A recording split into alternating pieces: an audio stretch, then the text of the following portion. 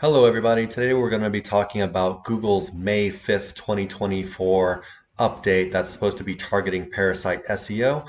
We'll be looking at if it's had any effect at all, what you should be doing, and everything involved like that. So yeah, let's get into it. So Google calls this update site reputation abuse. They don't actually say Parasite SEO. And you can see here they said that it will take effect after May 5th, according to Google. Now, a lot of people, myself included, thought that this was going to take effect on May 5th, so I was actually pretty excited just to kind of watch the update roll out. But we'll look into it, and it doesn't really look like too much has happened quite yet. But before we get into that, let's go ahead and look at Google's spam policies and check into what exactly they're trying to go after here. So scrolling down the page here, the site reputation abuse section right here. So let's have a little read. It says site reputation abuse is when third-party pages are published with little to no first-party oversight or involvement, where the purpose is to manipulate search rankings by taking advantage of the first-party site's ranking signals. So some key words here are third-party pages, means that the content's basically being posted on one website by people that don't own the website, with little to no first-party oversight or involvement, meaning that the owners of the website don't really edit the content or approve it or anything like that. And the purpose is to manipulate search rankings by taking advantage of the first party's ranking signals. So basically, it's how Parasite SEO works. You get a big, powerful website with a bunch of backlink authority. You post content on that website and it ranks really quickly. Such third-party pages include sponsored advertising partner or other third-party pages that are typically independent of a host site's main purpose or produced without close oversight or involvement of the host site and provide little to no value to users. So again, right here, provide little to no value to users. Kind of seems like they're rolling some kind of helpful content type stuff into this thing as well. And I think this language is important here as well, typically independent of a host site's main purpose. So this content is kind of having a different purpose as opposed to all the other content. So let's say the host site was a news site or an e-com site, and then the third-party content or the Parasite content maybe is monetized with ads or maybe with affiliate links or something like that. And then down here, they give some examples. Let's go ahead and read one or two of those. An educational site hosting a page about reviews of payday loans written by a third party that distributes the same page to other sites across the web with the main purpose of manipulating search rankings. So I think what's important here is it's an educational site and then it's doing payday loans reviews. So these are two kind of unrelated topics here. And they also mentioned that the third party is putting the same article on other sites across the web. So when I see this, I kind of think of more about the free parasites like LinkedIn and stuff like that, where people will just post the same article on LinkedIn as well and see how it does there, as opposed to wherever else they're posting it, maybe on their website. Here it says a medical site hosting third-party page about best casinos that's designed primarily to manipulate search rankings with little to no involvement from the medical site. This is kind of confusing to me because what if there was involvement from the medical site? What if the medical site decided to actually edit the content and they approved this content about best casinos? Would that then be okay? I have to say that I don't think it would be okay with Google. Here again, they're talking about basically one site that has one type of content posting kind of unrelated content on the site. Then this one right here is pretty interesting as well. It says a sports site hosting a page written by a third party about workout supplement reviews where the sports site's editorial staff had little no involvement in the content, blah, blah, blah. So this one's more interesting because it's actually a sports site who's writing an article about workout supplements reviews, but they're saying, so even though it's related, it's not okay because it was put on the site by a third party where they didn't have much involvement in the editorial process. And this one's talking about coupons. We've already seen some big sites already taking off their coupon sections. So let's go over these things, and these are things that are not considered site reputation abuse. So we've got press releases, news sites with syndicated content, sites with user-generated content, so like forum sites like Reddit, columns or opinion pieces by guest authors on news sites, advertorial or native advertising pages that are made with the close involvement of the host site, using ads and affiliate links they're saying is okay, even though it does seem like they're kind of targeting sites that are monetized this way, so take that for what you will.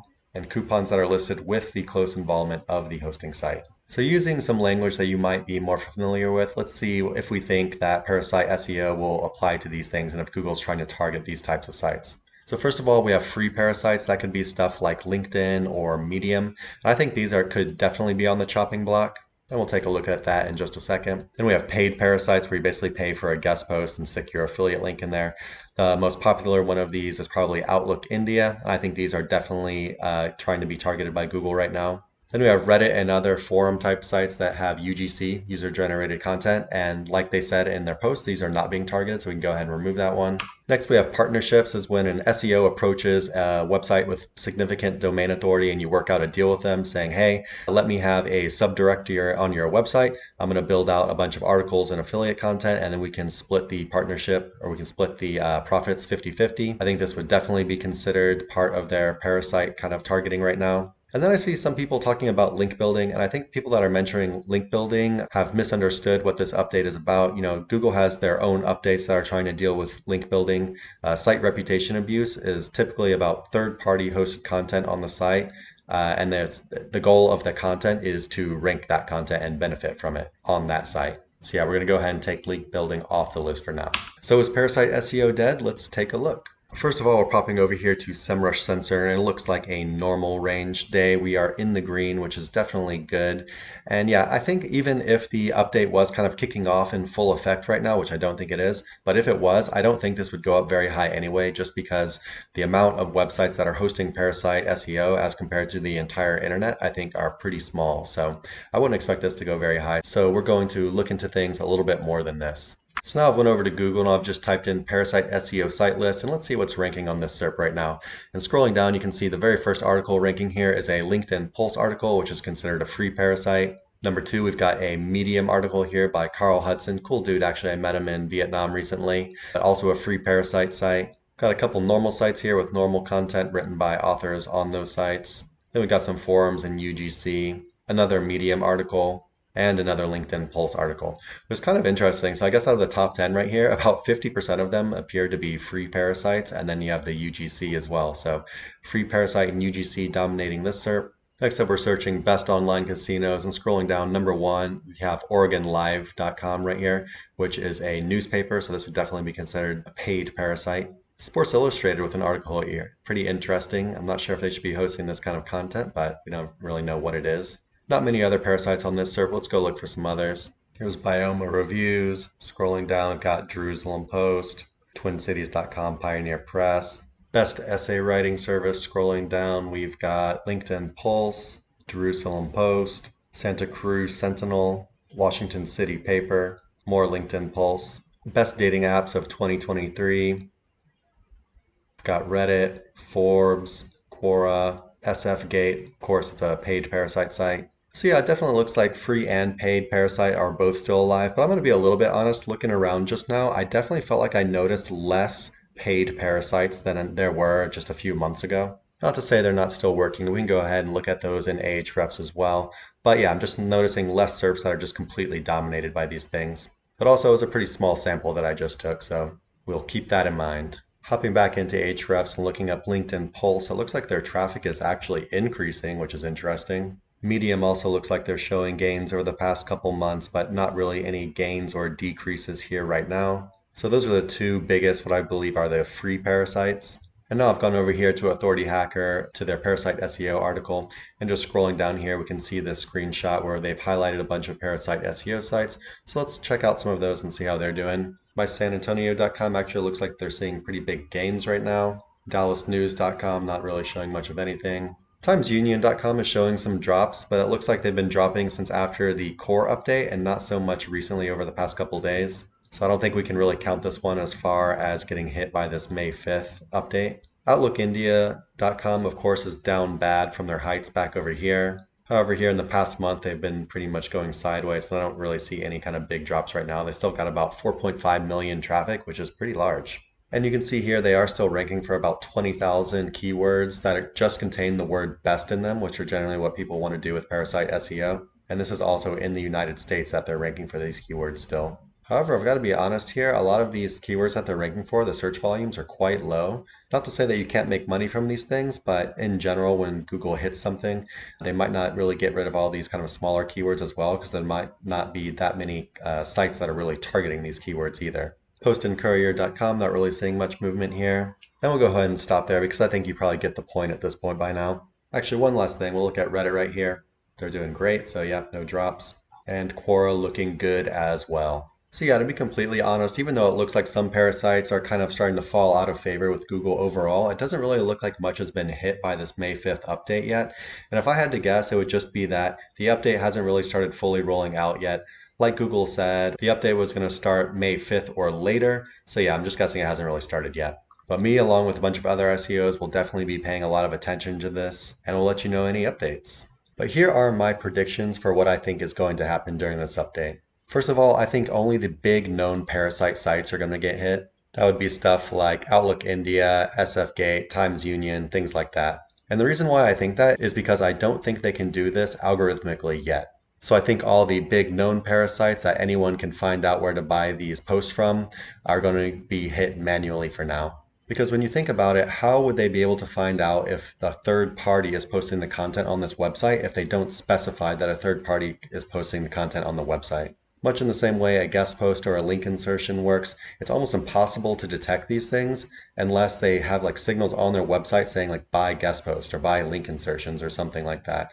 Otherwise, it's very hard to get caught doing this kind of thing if you know what you're doing. So yeah, I think any of these sites that you can figure out where to buy parasite posts on are going to get hit if you can find them on a list somewhere or from some kind of provider. Next up, I think free parasites are going to be demoted, but I have three question marks here just because I'm kind of low to medium confidence on this one.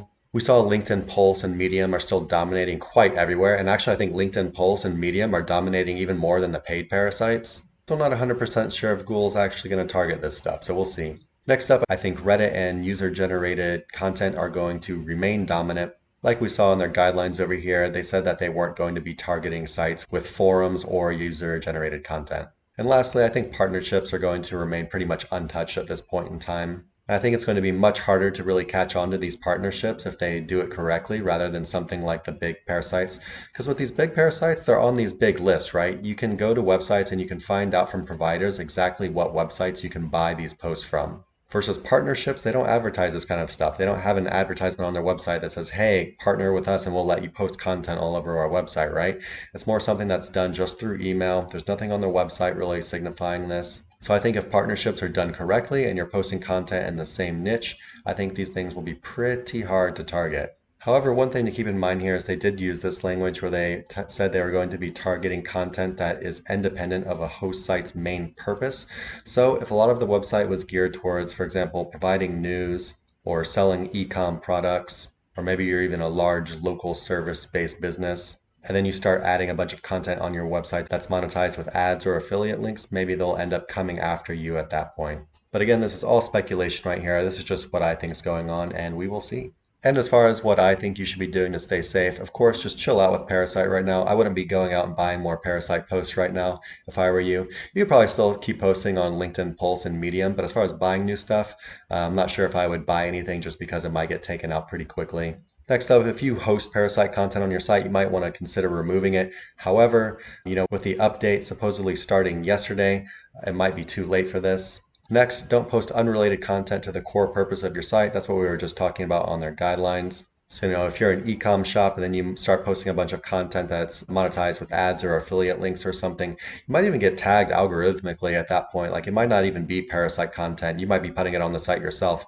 But if Google sees that it's just not related to your core business, then they might hit you. We don't really know what's going to happen at this point. So if you're thinking about doing something like that, you might want to chill out for now, at least till we see what happens with the update. And lastly, subscribe to the channel. I believe this is my second or my third video on this new channel here. So yeah, if you like the content, subscribe to the channel and I'll keep you guys updated as more updates come with the Parasite SEO update.